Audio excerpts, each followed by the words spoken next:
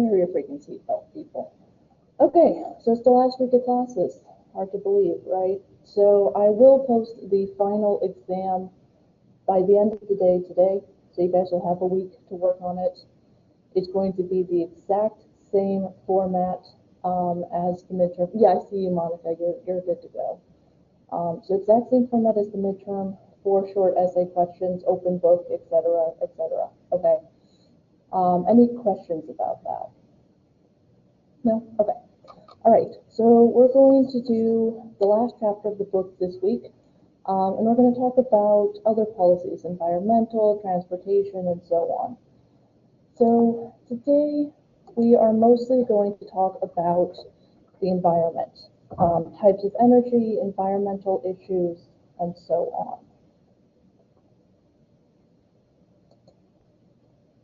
Okay, so water is an important resource. You need it to grow crops, help livestock, make sure we can all take showers, etc.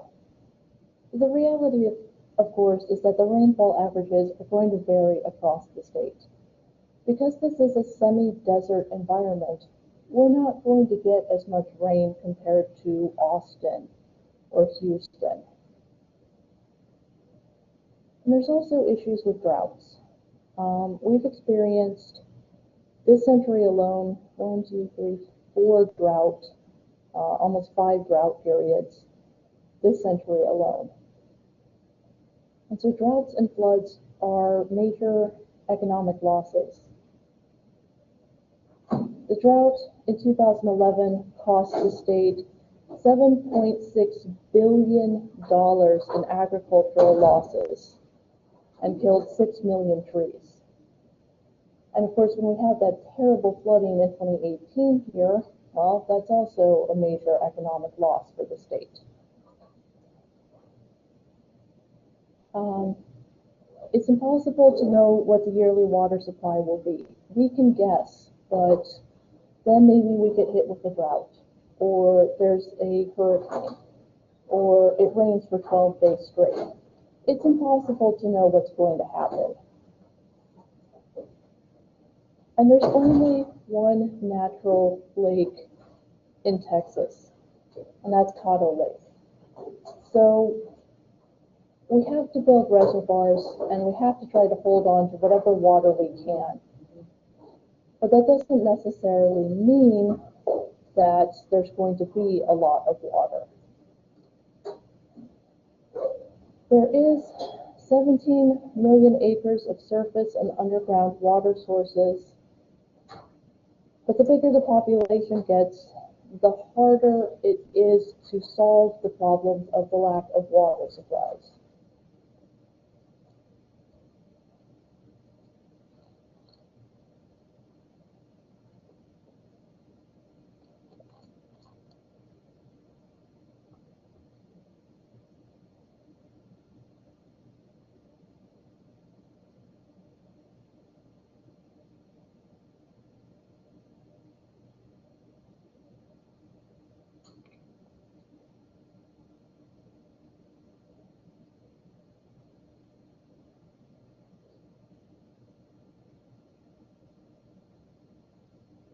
Wesco has the worst water. Yeah, it really does.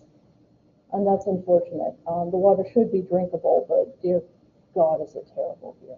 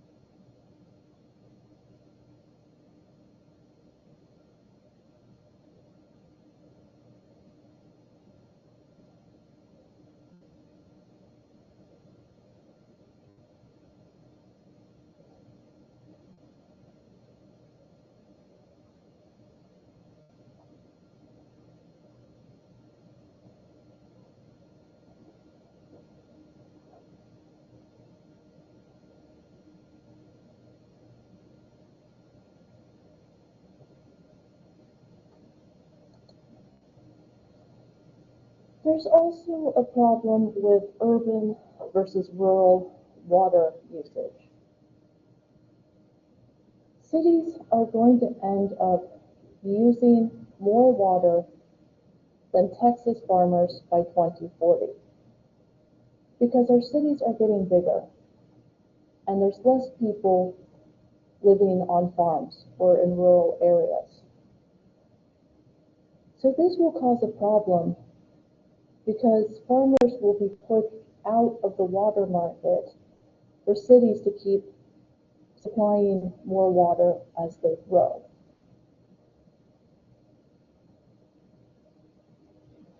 Now, the water that is from the public reservoirs is owned by the state.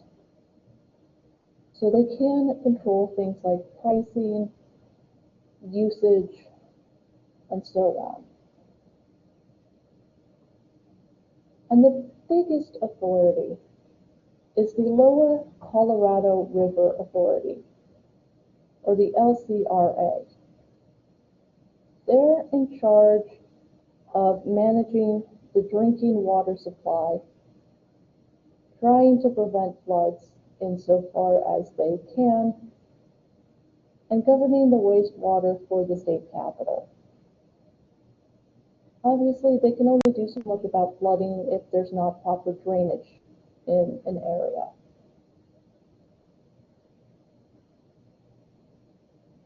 And they do charge different prices for rural versus urban water usage.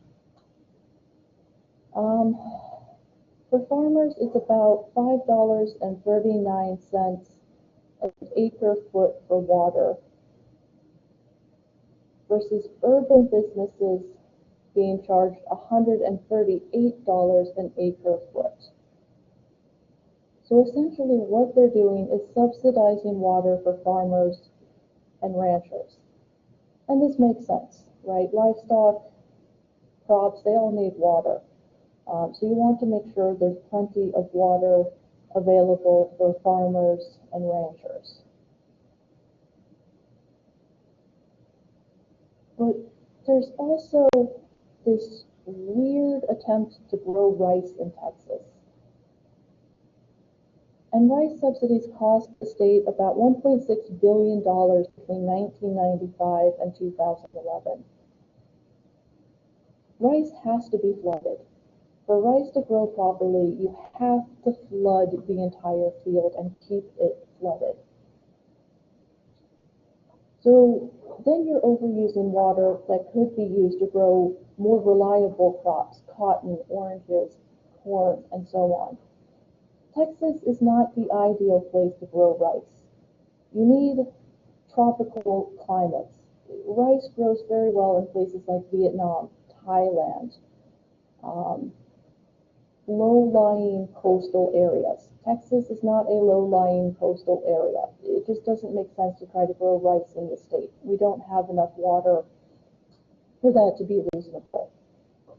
You need kind of monsoon-type rainfalls for rice to be a viable crop. So it doesn't make much sense to grow rice in Texas.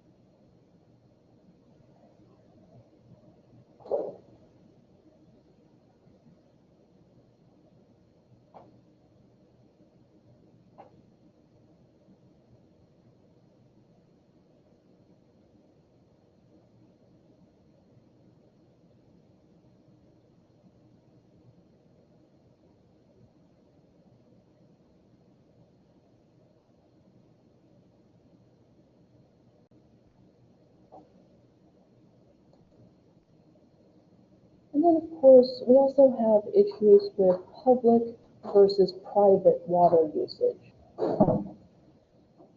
Essentially, the state follows what's called the rule of capture. A private landowner has ownership of all of the water on or under their property. So if you have a huge amount of water under your property, it's yours. The problem with this is, of course, that it allows the landowner to use as much water as they want, even if it means their neighbor isn't going to get any water. Essentially, it does facilitate selfishness. The inability to properly share what water we actually have.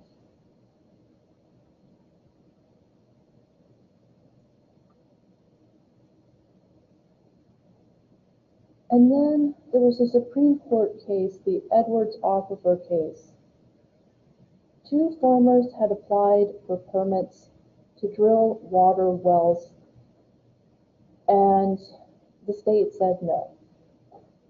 So the case got taken up by the state Supreme Court, where they said, look, the state does have the right to regulate water use as long as it's not unreasonable.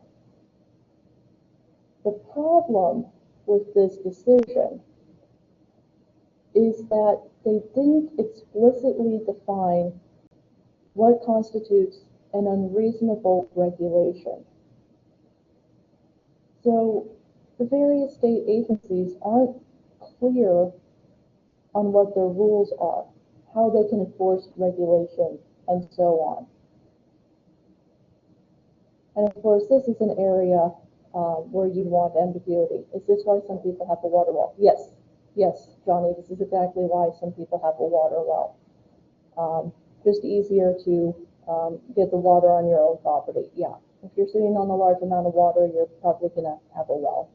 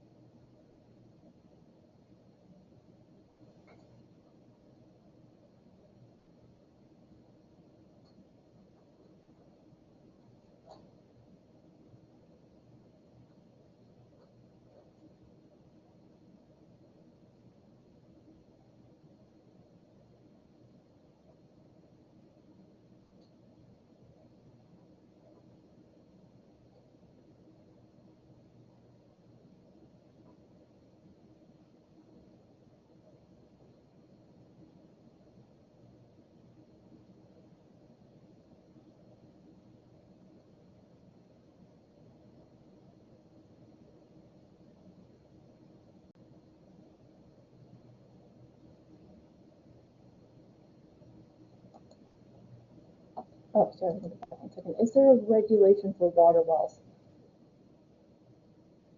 I'm not sure, to be honest. I think if it's on private land, then it doesn't really matter at that point. I think, though, if the water is basically a public source, then yes, there would be regulations. So if you're drawing from like a shared water source, then there probably are regulations. If you're not, though, if it's just the water that's on your property, then I don't think there are any real regulations on that. No, great question.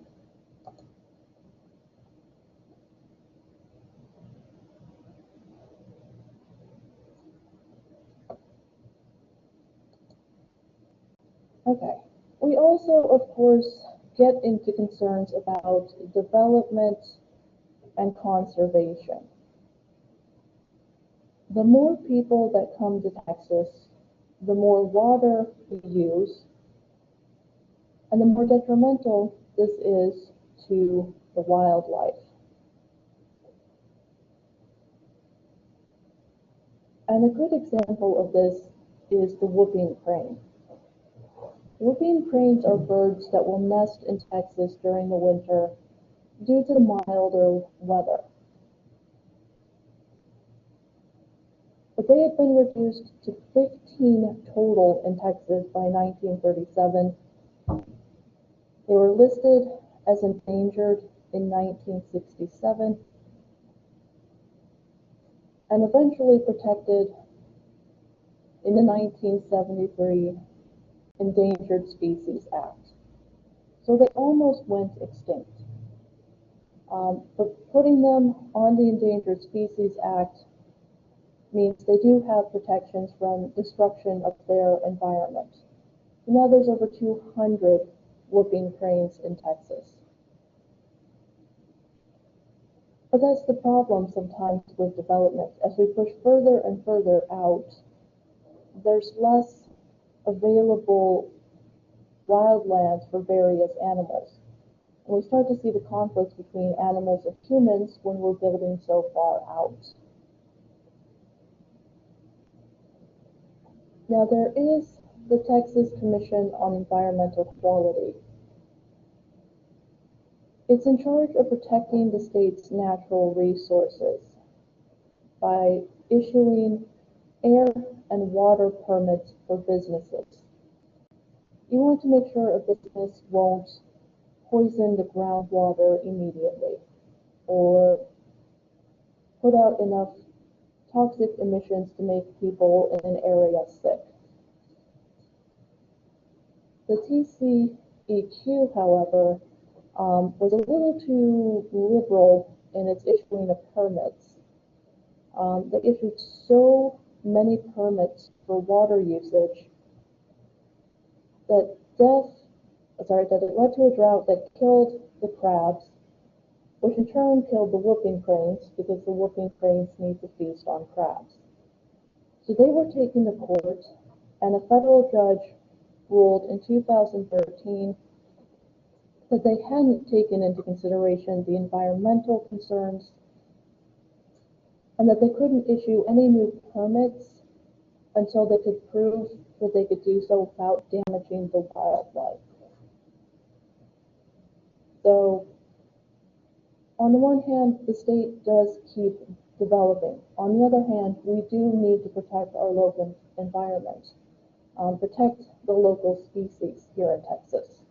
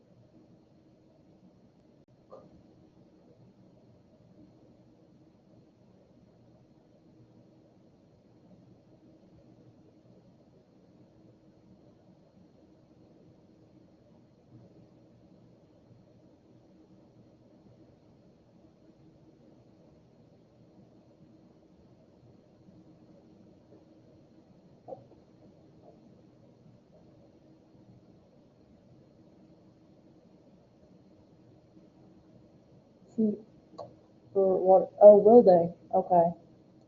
So if someone is going too far in their water usage, you mean they'll give a citation and say you're using too much water? Okay. That makes sense. Yeah.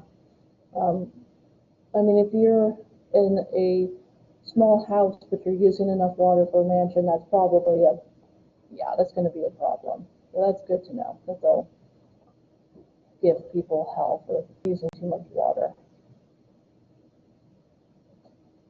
No, I appreciate that. Thank you. Now, if we could just get people to stop watering their lawns all the damn time, we might be in luck.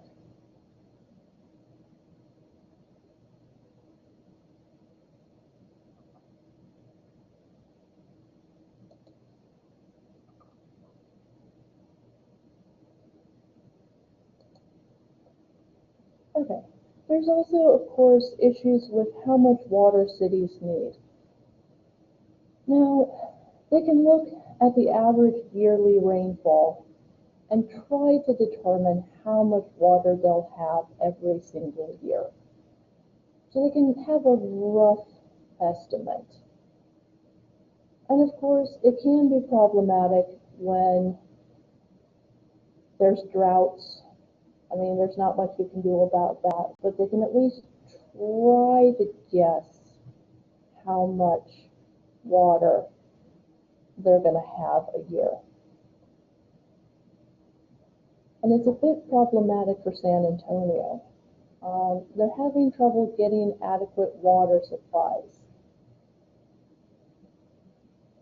So they tried to transfer some of the water from the Colorado River to San Antonio, which then ticked off cities like Austin, who said, you can't do that, you're stealing our water.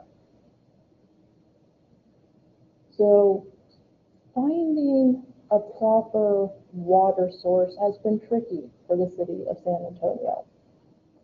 They've had to get a bit creative. There was the creation of $2 billion for water projects, water supplies, conservation, and so on. But part of the problem is that cities use water for non-essential purposes. In the summer, 65% of municipal water is used to water your lawn. You don't need to be watering your lawn that often. I know people like a nice green yard, but honestly, just let it go. Use the water for something that's actually essential. You don't need to water your lawn every day.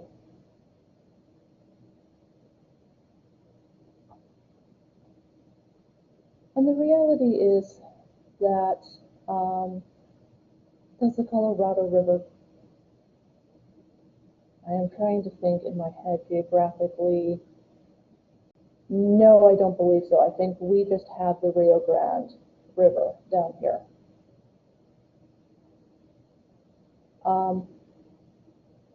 And the reality is that the state is going to need to spend something about somewhere around $53 billion on water projects for the cities. So there's going to be a lot of issues with how do we keep supplying these growing cities when there's just not enough water usually to go around. If we have a pretty good year in terms of rainfall, the cities are going to be okay. But the minute there's a drought, that's when we start to see the fighting over where do we give water, who gets what, conservation, and so on.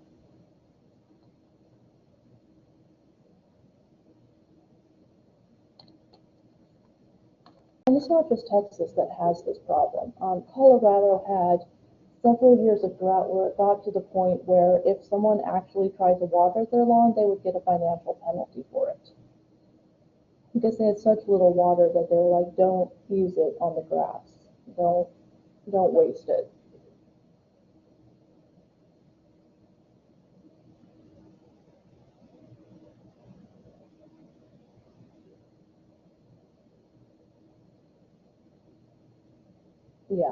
Yeah. Well, and you know what? I am okay with that because honestly, I mean, it's an aesthetics thing. I mean, sure, it's nice to look at a very lush green lawn, but it's not an essential.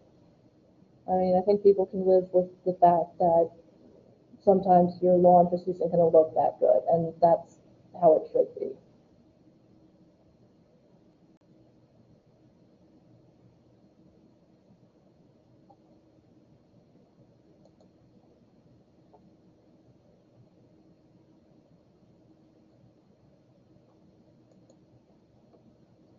Okay, so now we're going to talk about another important issue for the state, which is energy. Obviously, we have to deal with the fact that there's only so much energy to go around.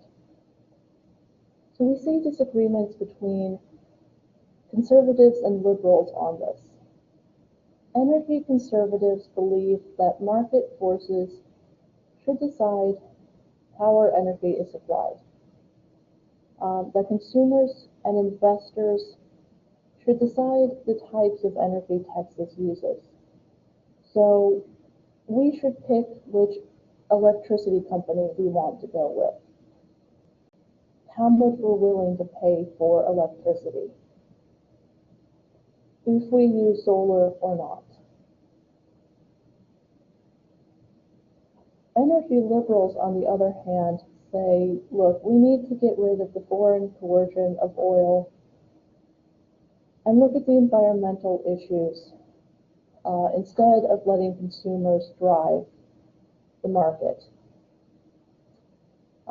They believe that the government should regulate and subsidize energy sources. Make it cheap for people to put solar panels on the roof of their house. Encourage people to invest in wind energy. Smarter energy usage, things like that.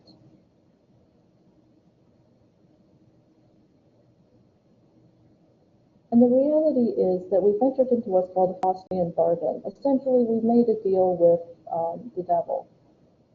We do have a lot of energy sources, but it does come at a cost to the environment. The more oil we drill, the more natural gas we produce, the worse it is for the environment. And the attitude of the state largely has been, well, we'll deal with the environmental problems later. Let's use the energy now, we'll sort the rest out later.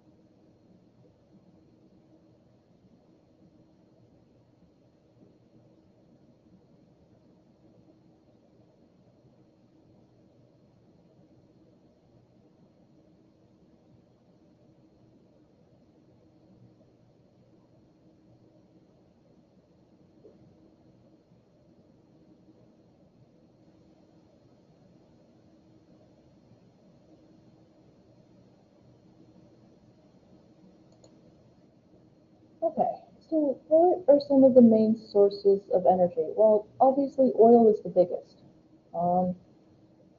The oil industry is dominant in the Texas economy and the Texas government. The biggest lobbying groups in Austin are tied to the oil industry. And it makes sense. It does provide a huge number of jobs here in Texas. And we are sitting on a lot of oil. We've got about 25% of the nation's oil reserves and 28% of all oil wells. So economically, Texas, when the oil industry is doing well, our economy does tend to do very well. Now, this year, because of the pandemic, oil prices have bottomed out, so no one in the oil industry is having a good year. It's a great year for the consumers. It's not such a great year for the producers. And the biggest advantage to oil is that it is easy and cheap to transport. And it is a crucial natural resource. We need it to make gasoline, to turn on the lights, to run the AC, and so on. But most of our oil comes from abroad. It comes from countries like Saudi Arabia, Russia, Angola, and so on. So there's always going to be problems with civil wars, rebellions, and so on that can disrupt the supply of oil. And the reality is, of course, that because we're so reliant on countries like Saudi Arabia for energy, we're never going to go after them politically. There's a reason why we never went after Saudi Arabia for 9/11, because we're not going to go after the people who give us the oil. So that's unfortunately a bit problematic that we can't hold other countries to account because we rely on their energy. And of course, it is harmful to the environment. It does cause pollution. It's not exactly a very clean process. And if there's a major oil spill, it can be very, very catastrophic. When there was that oil rig explosion in the Gulf of Mexico in 2010, 5 million barrels of oil flowed into the Gulf of Mexico, killing millions of birds, fish, and other wildlife. And it disrupted the food chain for many animals. There weren't fish to eat for the birds. Ducks were coated in oil. And it took the better part of a year to clean it up. Tourism took a hit too. You can't go to a beach that's coated in oil. Fishermen couldn't go out into the water. So it hit Texas, Alabama, and Louisiana especially hard in terms of not only the environmental cleanup, but the economic damage. So when there is an oil spill, it is both economically and environmentally catastrophic, and it can take a very long time to clean up the damage. Essentially, what they have to try to do is use skimmers to get it out of the water. Usually, there's special equipment that they try to use to just kind of scoop up the oil off the water because it kind of floats on top of the water. So they try to collect all the oil that way. And then for the animals who are affected by the oil, they try to clean them up as much as possible, take them to facilities where they can clean the oil off of them and then eventually release them back into the water. But it's a timely process. They basically have to clean the oil off of the water first. So it kind of looks like this oily substance just kind of sitting on top of the water, so they have to go in and clean that out first.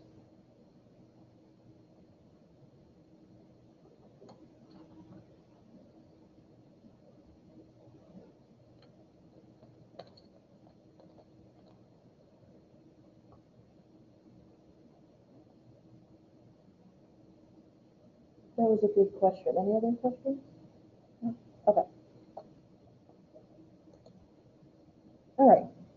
So we've also seen a bit of a switch towards, hey, why don't we look at natural gas? And believe it or not, they used to just basically burn the natural gas during oil drilling. It wasn't seen as something we could work with. So they would basically just burn it off. And eventually this was outlawed in 1947 because it was causing major problems environmentally. And it really wasn't until the late 90s that we started to see an interest in natural gas as an energy source. The biggest advantages it has is that we're not reliant on international market changes. Natural gas is controlled by the state. So the state gets to set the rules and regulations for usage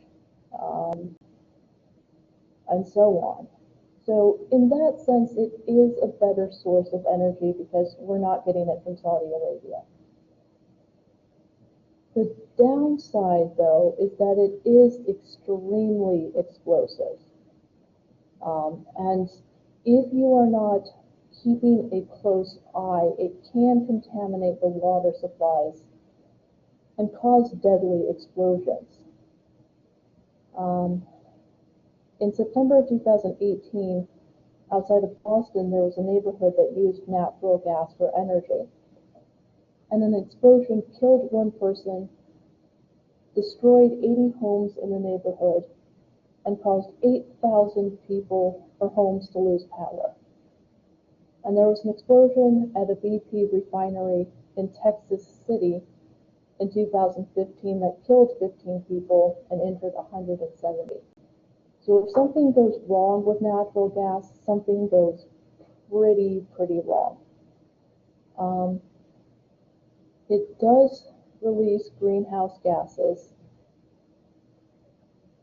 It does cause air and water pollution near the natural gas wells and the refineries.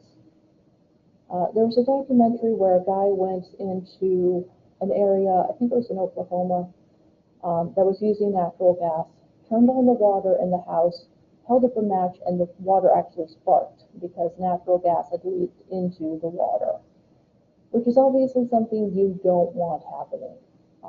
So like oil, we do have to keep a very close eye on natural gas. Because again, if something goes wrong, it goes pretty badly wrong. So it's better than oil in one sense, but it's just as bad in another.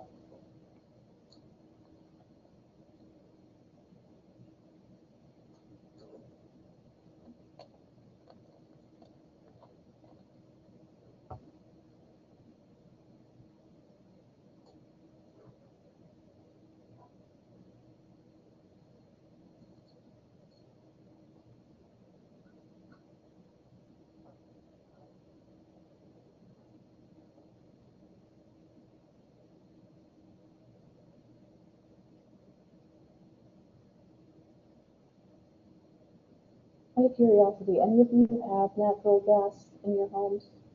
Are you all electric? Okay.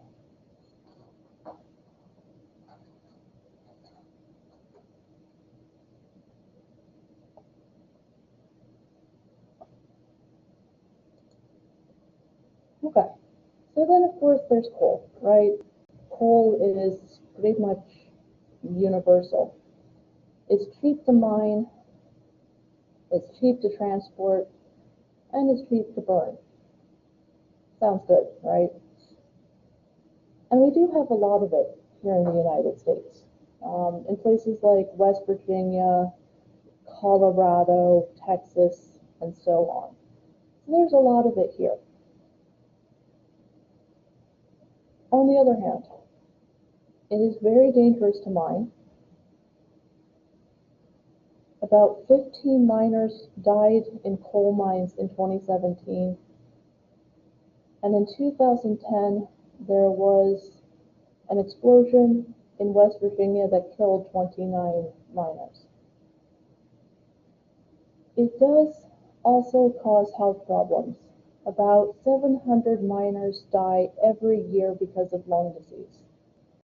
Exposure to coal dust is very toxic. So anyone who works in a coal mine is probably going to end up with some form of lung problem, emphysema, cancer, etc. And of course, it does cause environmental damage. It does contribute to global warming, acid rain, and smog. Acid rain is essentially very polluted rainwater that is not safe to be around at all. And you'll hear politicians talking about clean coal, right? We could use clean coal. But it's not possible without much higher costs, and it's still not significantly better in terms of the environment. Coal is just one of those sources that's very cheap, but comes with a high environmental cost. But nonetheless, we do consume more coal than any other state, so it's not going anywhere anytime soon.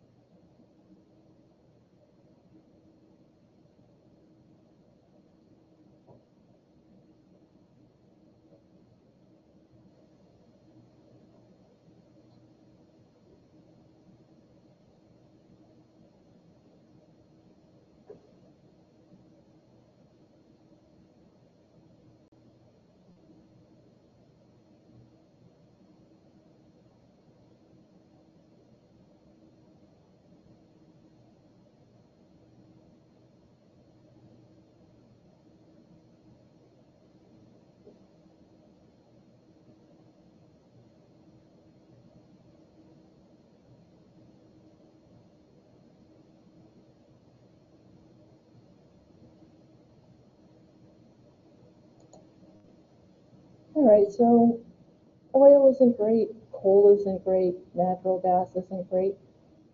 What about nuclear power, right? Nuclear power has been around for a very long time. Well, not that long, but long enough. And there are some advantages to this idea. It is very clean. Nothing is burned to produce heat, so it doesn't release greenhouse gases.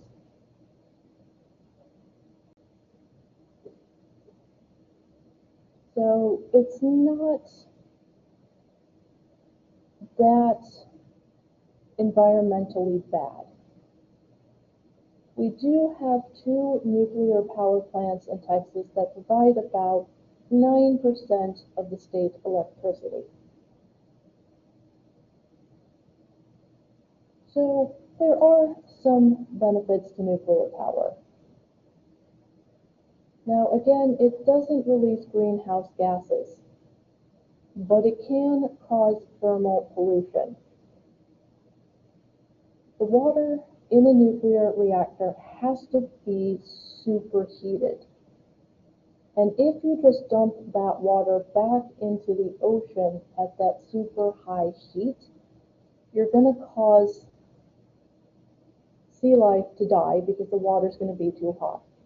So what they have to do is create a cooling pond where they dump the water in a pond, get it back down to a normal temperature, and then send it back out into the waterways. So that's why you'll always see, if you go by a nuclear plant, areas where there's just water sitting there, it's being cooled back down before they send it back out.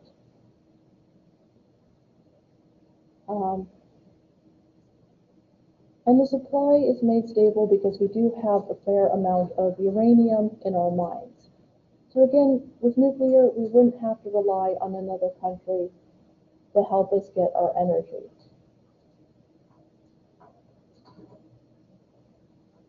But like the other energy sources, if there's an accident at a nuclear power plant, it's going to cause very catastrophic damage.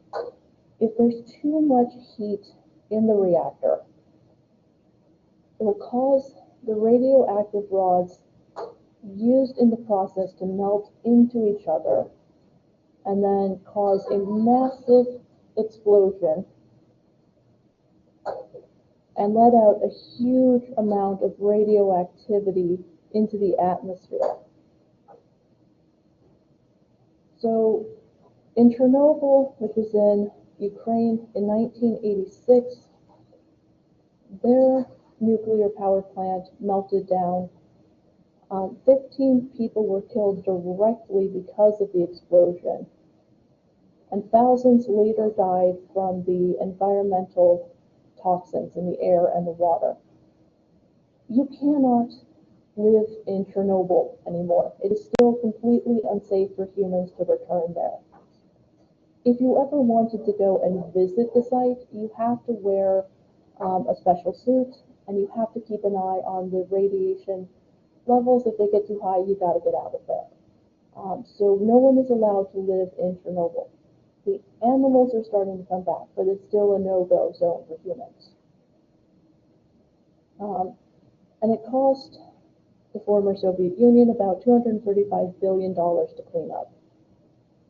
There's a really good mini-series about Chernobyl on HBO, if you have it and you're interested in kind of learning more about what happened, because it was bad. Thousands of people got cancer, birth defects in the children, lingering illnesses, all of that was a result of the explosion.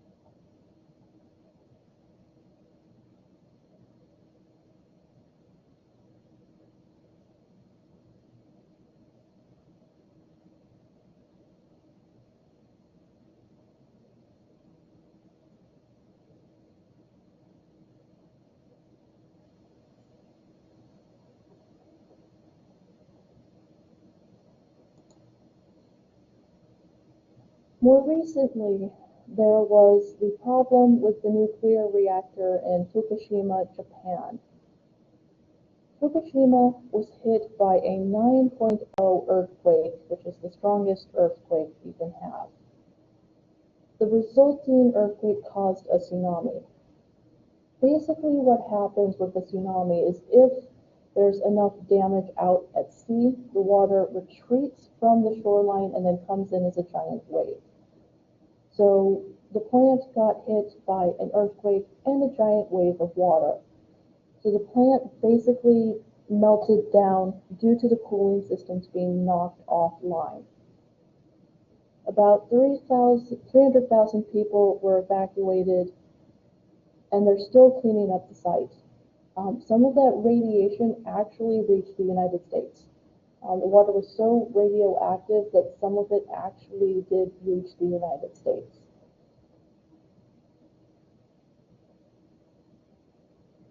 So, of course, here in the US, we look at things like that and we're like, I don't want that happening here. But more often than not, the biggest problem with nuclear power is how do we dispose of nuclear waste? How do we handle that?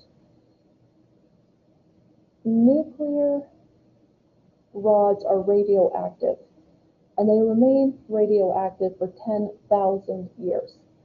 So you can't put them anywhere where they can contaminate the soil or the water, because again, 10,000 years. It's just not good. So the solution that was suggested was, okay, let's seal the rods in steel canisters and bury them somewhere geologically stable in the United States. But of course, no one wants a nuclear waste depository in their town. No one wants to be like, come live in my neighborhood, the nuclear waste depository is down the street. So that's a little bit of a problem. And there's been some controversy about where do we dispose of this. In 2002, Congress passed a law that would bury nuclear waste in the Yucca Mountain in Nevada.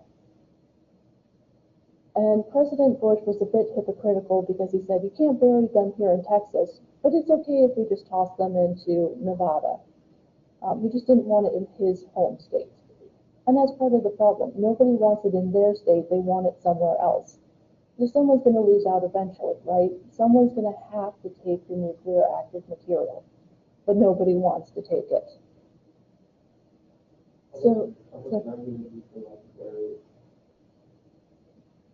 I mean, there's about 89,000 tons of nuclear waste, so I would imagine probably a couple 100,000 acres somewhere if they could find a place.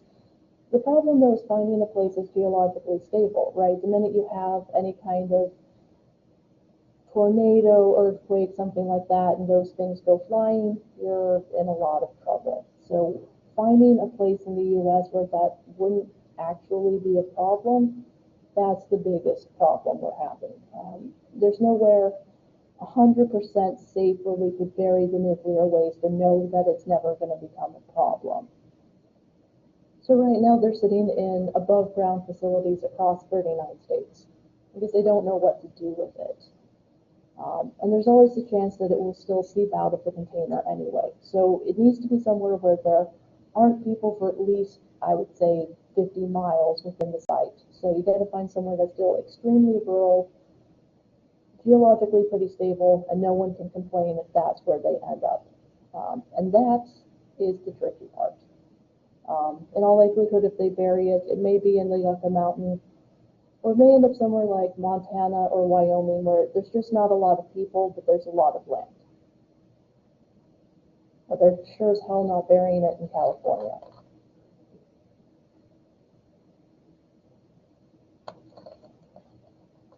Yeah, and the reality is, I mean, it's rare for a nuclear explosion to happen. But people are terrified of the idea of that happening, which is why we haven't, as a country, really invested in nuclear power. It's not something people are really wanting the government to look at.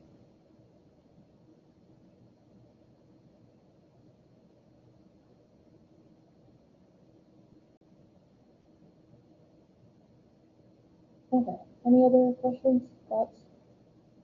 No? Okay, so I will post the final exam in Blackboard. You'll have a week to do it, like the midterm, exact same format as the midterm, 4 short essay questions that you will submit to Blackboard. We will wrap up chapter 14 on Wednesday. Next Monday, because that's the final exam meeting period, I'm going to show you guys a brief documentary. We'll have a discussion and then we'll call it good. So just make sure to read the second half of chapter 14 for Wednesday. And again, I will post the final no later than this afternoon, and you'll turn it in through Blackboard like you did with the midterm. Are there any questions on that? No, everyone's good? Okay. If you have any questions between now and Wednesday, feel free to email me or call or text my phone. And if you weren't here at the beginning for attendance, come see me.